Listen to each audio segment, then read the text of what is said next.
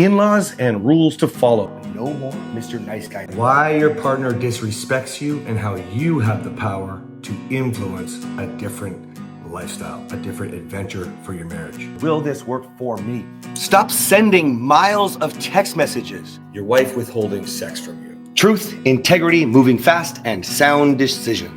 In-laws and rules to follow. Welcome to the Morrow Marriage podcast, guys. And this is coming from somebody, I believe, in a DM. I didn't see it in fan mail this morning when I checked quickly because I wanted to just find it. But DMs, there's too many to go find this. But I wrote down to do this topic because what I do recall was, basically a real question. Can you give us an idea of what it looks like when you have in-laws? And I can't remember if they got along, husband, wife. I don't think it really matters. There was also some talk, and we have many clients that are dealing with that stuff, but also some talk about, what's appropriate, how much, we have the one client where in-laws can walk in and out of the house. What if he's throwing a naked fit? Go back to last episode. You know what I mean? But, so they just basically asked for some guidance. And I thought this was valuable. We've sort of gone into it a little bit on the podcast, but never hyper-focused. And it's not that we probably have real rules, like we always talk about the rules of the new marriage. But I thought it'd be fun to just go through it and make some good rules up here, and some of it's going to make a lot of good sense. Okay. And remember, the rules for your new marriage could be different than our rules.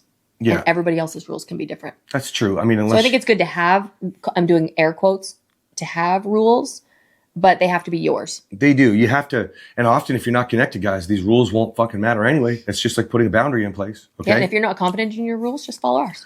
I think you should follow ours anyways. I think she's crazy for saying that. We are winning and you are losing. That's why you're listening to the podcast. So good point. Sometimes I'm wrong, you guys. I take it back. She's smarter than Google. But here's the thing. We learned this from several mentors. If you're not doing better than we are yet, then don't change the system yet. Mm-hmm. Okay? All right. So rules. Number one, you as a couple come first. Always. Always. I don't care if you get along, your parents, you're like your best friends, or especially if they're enemies, you, one or both of you don't get along with them. Okay. Mm-hmm. Rule number one is husbands and wives together as a unity, always first, no matter what. But they're my best friends. The ones that are getting along. Actually, the clients I'm thinking of doesn't even get along. Oh yeah, she does. She gets along great, so great. And the parents I think it's the father just walks in and out of the house. That is not acceptable. No. That is not. We have an open door policy. Anybody can show up. But you know what? When we go in the house, the door's fucking locked. You have to knock. Yeah. If we're outside, which is most of the time, and you know us and you're part of our family, you can come in anytime. Just come over. We don't care. Yeah. Okay? But yeah, in case we're having naked fitness, then we are definitely not going to let you just walk into our house. Okay? Yeah. Now, if you guys are not a unity, most of the other rules will not be as easy to follow. Okay? So trying to say something you telling your parents, or I don't know, I said parents, telling your parents that they can't walk in and out. And this goes for any family. Let's just go with any family at all. Okay. Or friends, whatever. Because our family is made up of people we invite into our life. Okay. Mm-hmm.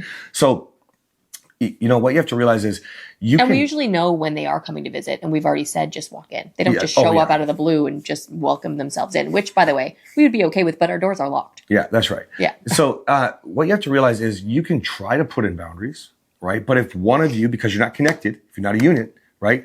And let's just say it's her parents that are coming in and out, okay? If you're not connected, you can't instill that boundary because your partner won't follow through on it.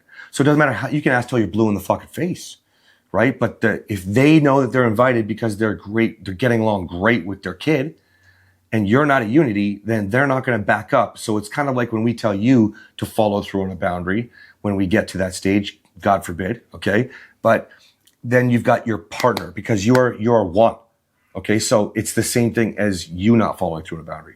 So you have to focus on your connection first, okay? The second thing is, if it's clear, we talked about this recently with supporting narcissism or bad behaviors and abusive behaviors with families. I said second, it's probably the fourth already. If you've got bad people, they affect you in any way, shape, or form negatively, okay? then you can't deal with that. You can't keep them in your life. Nothing. For us, it started out with, because of my family, it was really because I didn't have fun there. I didn't have a good time there. But really, why? When Kathryn asked why, I said, well, fuck, I can tell a joke. And I make people laugh all day long. And then when I'm with, not that you would see that on social media, but he is very funny. But you thanks, trust baby. him. Thanks, baby. You too. Oh, thanks. The thing is, I would make people laugh all day long. I'd go see my family, and they would look at me like I was an idiot, and look at each other. Then I think purposefully try to make him feel stupid. Yeah. And not laugh because why? Because I guarantee you were being funny. Yeah, and there was also there's other times in my life, I had groups of friends that were like this. See, you're drawn to the same kinds of people. That's why people often are told they married their parent, But what you have to realize is, even if it's something simple, if you just recognize that I don't feel good around them, or I don't like myself around them, even if you're not a unity, you don't have to be around them.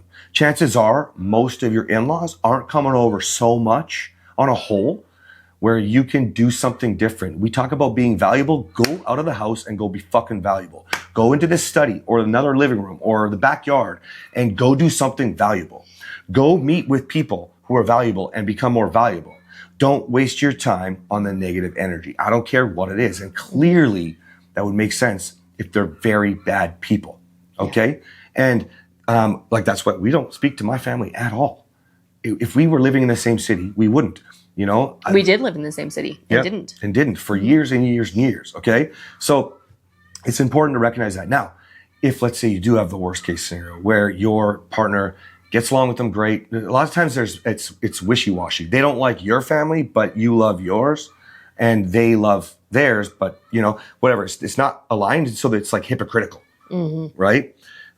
That's a problem then. Right? You're going to have to go through getting connected again, and it won't be easy to remove them out of their life. Here's another problem that happens, whether it's your family, your in-laws, your friends, you, or your partner might be going to them for validation for their side, or you open your mouth too much and people start to formulate opinions. That's right. So rules for in-laws or no friends. Wonder your parents don't like your husband. Think about the way that you've spoken about your husband to your parents. I cannot stress this enough. It's terrible.